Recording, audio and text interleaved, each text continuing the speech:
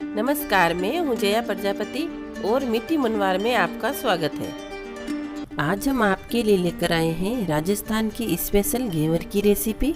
इसे हमने एकदम जालीदार और हलवाई स्टाइल में बनाया है। राजस्थान में इसको तीज त्योहार और रक्षाबंधन पर बनाया जाता है। हलवाई स्टाइल घेवर घर पर आसानी से बनाने के लिए वीडियो को पूरा देखें। तो चलिए बिना सांचे के भगोने में बनाते हैं हलवाई स्टाइल घेवर। तरह तरह की रेसिपी देखने के लिए हमारे चैनल को सब्सक्राइब करें और बेल आइकन जरूर दबाएं। घेवर का जितना ही परफेक्ट बैटर बनेगा उतना ही अच्छा और जालीदार घेवर बनेगा। इसके लिए लेंगे हम 4 चम्मच देसी घी। इसकी जगह आप वनस्पति घी भी ले सकते हैं। बैटर को हम मिक्सी में बनाएंगे। अब इसमें 4 से 5 आइस क्यूब डालेंगे। अब घी और आइस को बढ़िया से फेंट लेंगे। हमने इसे अच्छे से फेंट लिया है।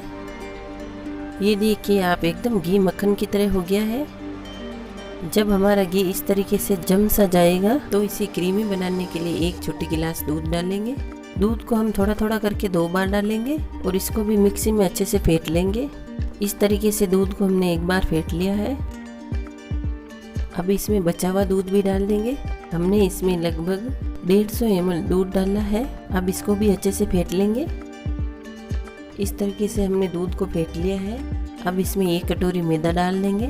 मैदे को हम थोड़ा थोड़ा करके डालेंगे। मैंने यहाँ 200 ग्राम मैदा लिया है। इसे 1 बार फेंट लेंगे। अब इसमें बाकी बचा हुआ मैदा भी डाल देंगे। थोड़ा थोड़ा डालने से ये अच्छे से मिक्स हो जाता है। अब हम घेवर को क्रिस्पी बनाने के लिए 1 चम्मच बेसन डालेंगे। अब इसमें 1 गिलास पानी डालेंगे। हमें फ्रिज का एकदम ठंडा पानी ही लेना है। अब हम इसको भी फेंट लेंगे।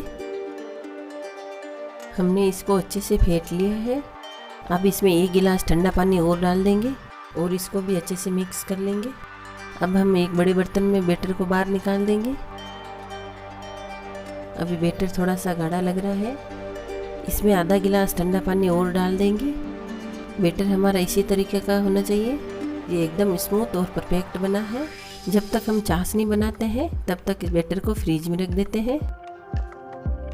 चाशनी बनाने के लिए 1 कटोरी चीनी ले लेंगे। ये लगभग 250 ग्राम है। अब इसमें आधी कटोरी पानी डाल देंगे। अब शक्कर घुलने तक इसको उबाल लेंगे।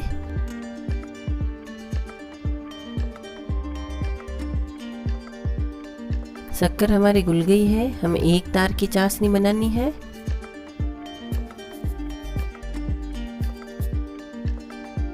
इसमें 3-4 केसर की पत्तियां डाल देंगे। इससे टेस्ट बहुत ही बढ़िया हो जाएगा।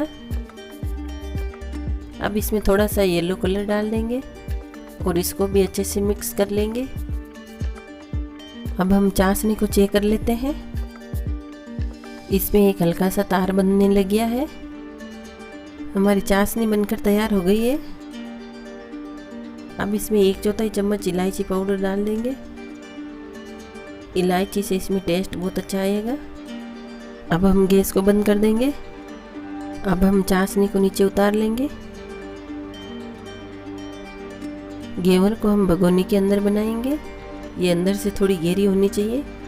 ये ऊपर से चौड़ी और खुली होनी चाहिए जिससे घेवर को आसानी से बाहर निकाल सके। हम इसमें या तक घी या तेल डाल देंगे। अगर घेवर को घी में बनाएं तो बहुत ही टेस्टी लगते हैं। मैंने इसमें घी डाल दिया है। अब घी को अच्छे से गर्म कर लेंगे। घेवर निकालते समय घी अच्छे से गर्म होना चाहिए। बैटर को हमने फ्रिज से बाहर निकाल दिया है।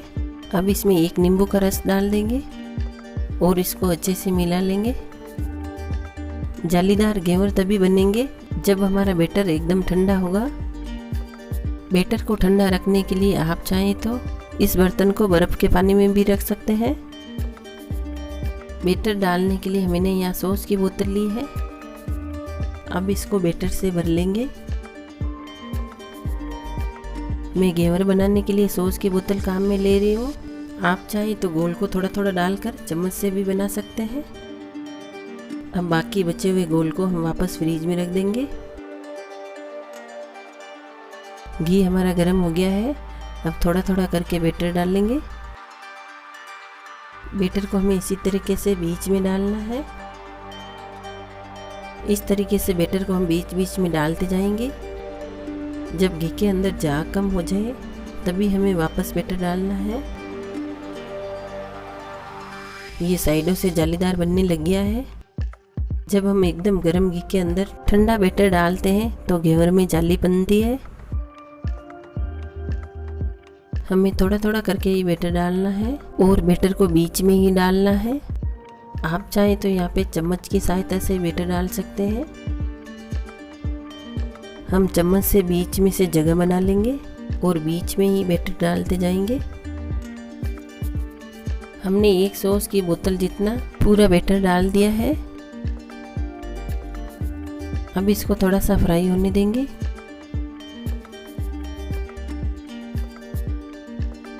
अब इसको साइडों से चाकू की सहायता से उतार लेंगे। हमने चारों तरफ से इसको उतार लिया है। अब इसको हल्का सा प्रेस करके घी में डुबो देंगे। इस तरीके से हम घेवर को फ्राई कर लेंगे। अब इसको धीरे धीरे बाहर निकाल लेंगे। ये दोनों तरफ से फ्राई हो गया है। थोड़ी देर घी को बाहर निकलने देंगे। ये देखिए हमारे घेवर एकदम जालीदार और परफेक्ट बने हैं और ये घर पर आसानी से बन जाते हैं।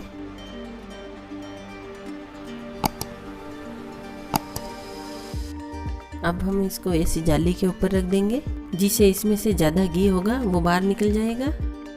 इस तरीके से हम सारे घेवर निकाल लेंगे। अब हम घेवर के लिए रबड़ी बना लेंगे।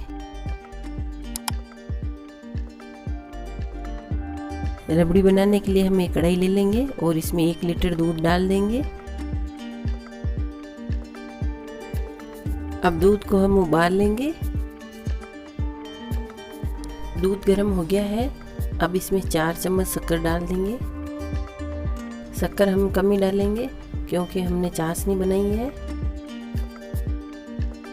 अब इसमें केसर डाल देंगे थोड़ा सा। केसर से रबड़ी में बहुत अच्छा कलर आ जाएगा और इसका फ्लेवर भी बहुत अच्छा हो जाएगा। अब हम दूध को तब तक उबालेंगे जब तक ये गाढ़ा नहीं हो जाएगा। हमें दूध को हिलाते रहना है। 7 से 8 मिनट हो गए हैं। दूध लगभग आधा रह गया है। हमें दूध को किनारों से उतारते हुए हिलाना है। इसे हमें लगातार चलाते हुए रहना है। दूध गाढ़ा हो गया है। अब इसमें इलायची पाउडर डाल देंगे। अब इसको 2 से 3 मिनट और उबालेंगे। हमारी रबड़ी बनकर तैयार हो गई है। गैस को बंद कर देंगे और इसको हिलाते जाएंगे अच्छे से। अब इसको ठंडा होने देंगे और एक बर्तन में बाहर निकाल कर रख देंगे। अब घेवर के ऊपर चाशनी को डालेंगे। इस तरीके से घेवर पर चाशनी को अच्छे से लगा देंगे। अब इसके ऊपर दूसरा घेवर रख देंगे। अब हम इसके ऊपर भी चाशनी डाल देंगे। इस तरीके से हम एक एक घेवर रखते जाएंगे और सभी के ऊपर चाशनी डाल देंगे। अब हम रबड़ी वाला घेवर भी बना लेते हैं। रबड़ी हमारी ठंडी हो गई है। अब इसको भी घेवर पर फैला लेते हैं।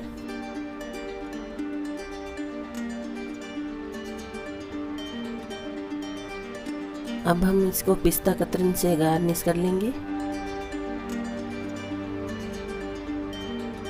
अब थोड़ी सी बादाम कतरन भी डाल देंगे। इस तरीके से हमारा रबड़ी वाला घेवर भी बनकर तैयार है। रबड़ी वाले घेवर को आप 3 दिन तक खा सकते हैं। इसको हम फ्रीज में रख देंगे।